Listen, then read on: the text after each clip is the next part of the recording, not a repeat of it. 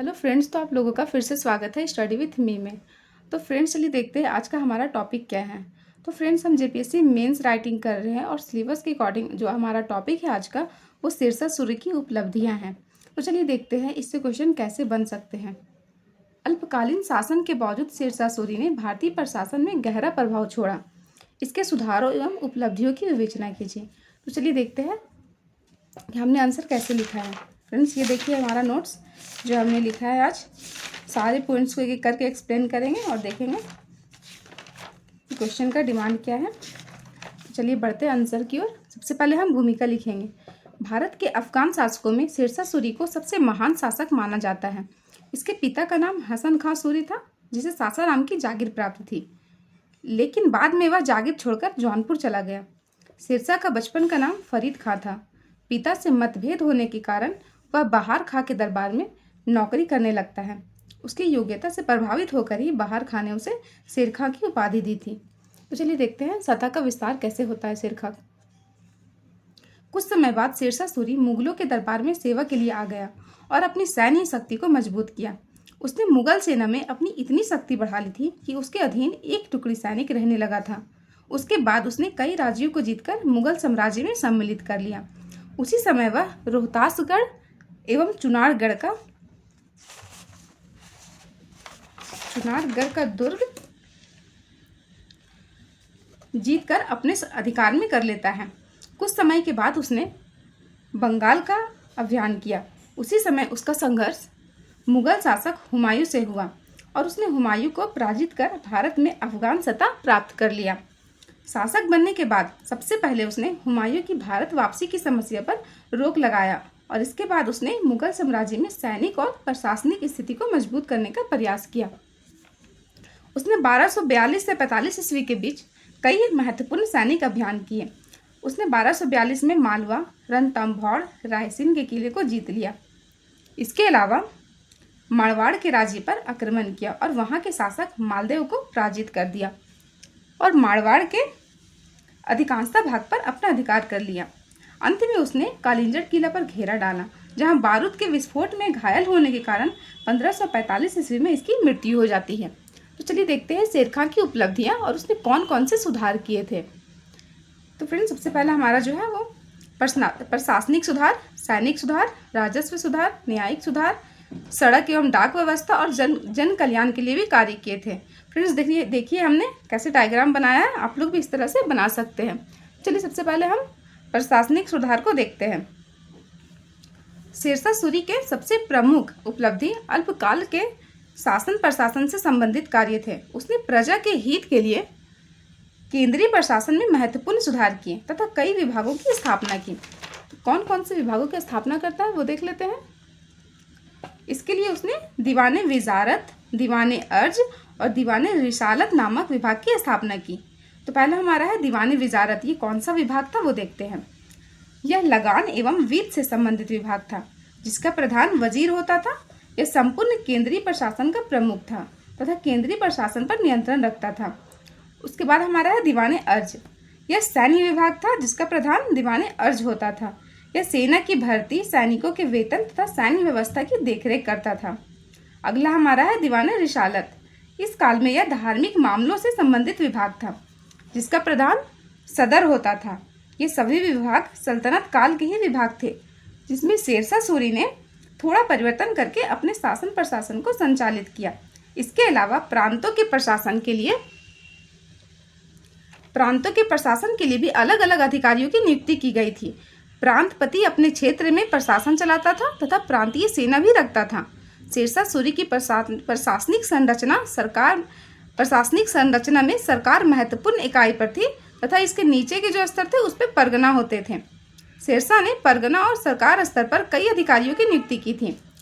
कौन कौन से अधिकारी थे वो देखते हैं। सिकदारान, यह कानून व्यवस्था का प्रधान होता था। और दूसरा था हमारा मुंसिफान, यह लगान से संबंधित कार्यों को देखता था। तो इन अधिकारियों की नियुक्ति की गई थी। इसके अलावा शेरशाह ने सिकदार, आमीन, मुंसिफ आदि अधिकारियों की भी नियुक्ति की थी। इनका कार्य राजस्व संग्रह करना तथा उसे प्रांतीय कोषागार में जमा करना था। प्रत्येक गांव में पटवारी और कानूनगो होते थे जो लगान वसूली में आमीन की मदद करते थे। अगला जो हमारा है वो सैनिक सुधार है। तो चलिए सैनिक सुधार में क्या क्या करते वो देख लेते हैं। शेरशाह सूरी अल्पकाल के लिए सत्ता में आया था, फिर भी उसने सेना में महत्वपूर्ण सुधार किए। उसने अलाउद्दीन खिलजी की सैन्य व्यवस्था को अपनाया तथा उसमें कुछ परिवर्तन भी किए। अब कौन कौन से सैनिक सुधार हुआ वो देखते हैं। नगद वेतन व्यवस्था, उसने सैनिकों को नगद वेतन देने की प्रथा को प्रारंभ किया। घोड़ा दागने की व्यवस्था, घोड़ा को दागने की व्यवस्था लागू की गई ताकि सैनिकों और घोड़ों की सही पहचान हो सके।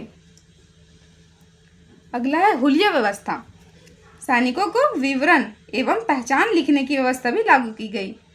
जमींदारों को राज्य से हटाना, इसने जमींदारों को राज्य सेना से हटाकर सेना को सीधे केंद्रीय नियंत्रण में रखने का प्रयास किया। तो हमारा सैनिक सुधार भी हो गया। अब हम देखते हैं राजस्व सुधार। शेरशाह सूरी का काल राजस्व सुधारों के लिए भी जाना जाता है। इसके सभी सुधारों में राजस्व सुधार विशेष महत्व रखता था। इसके प्रमुख राजस्व सुधार इस प्रकार है। तो चलिए देखते हैं कौन कौन से सुधार थे। जब्ती प्रथा, इतिहास में पहली बार जब्ती प्रथा को शेरशाह ने लागू किया था। इसमें भूमि की माप के आधार पर लगान निर्धारित किया जाता था। अगला है भूमि माप, संपूर्ण राज्य में कृषि भूमि की माप करवाई गई। पट्टा व्यवस्था, प्रत्येक किसानों को पट्टा देकर खेती करने के लिए भूमि दी गई। जमींदारी को समाप्त किया गया, जमींदारी प्रथा को समाप्त किया गया जिनसे किसानों का शोषण कम हुआ। 1/3 लगान, शेरशाह ने कृषि उपज का 1/3 भाग लगान के रूप में निर्धारित किया। लगान वसूली में नरमी, लगान जमा करने में कोई कठोरता या सख्ती नहीं लगाई जाती थी। इसका परिणाम यह हुआ कि राज्य को अधिक लाभ हुआ या आर्थिक लाभ हुआ। अगला है हमारा न्यायिक सुधार। तो न्यायिक सुधार में देख लेते हैं कौन कौन से काम हुए हैं। शेरशाह सूरी न्यायप्रिय शासक था। वह न्याय करते समय सगे संबंधियों का भी पक्ष नहीं लेता था। उसका मानना था कि न्याय करना सभी धार्मिक कार्यों में सर्वोत्तम है। कहा जाता है कि प्रत्येक बुधवार को वह स्वयं न्याय करता था। उसके शासनकाल में दीवानी तथा फौजदारी दोनों प्रकार के न्याय होते थे।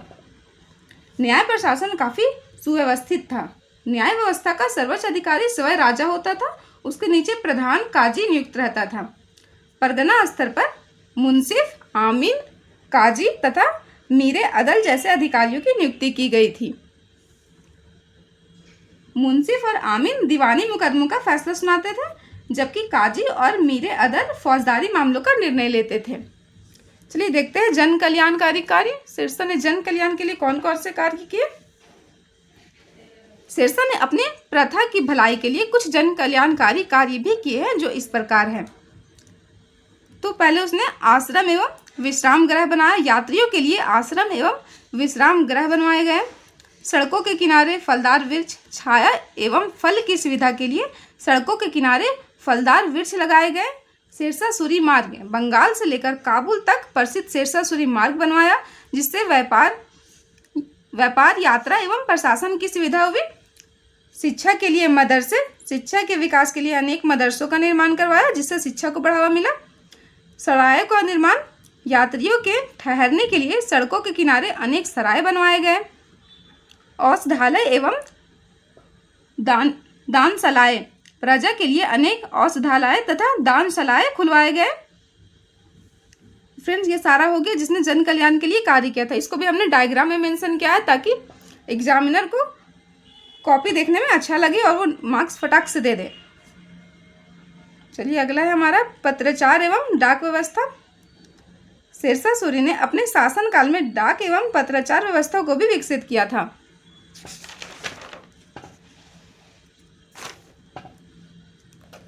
प्रशासनिक कार्यों को सुचारू रूप से चलाने के लिए उसने संदेश भेजने की व्यवस्था को मजबूत बनाया।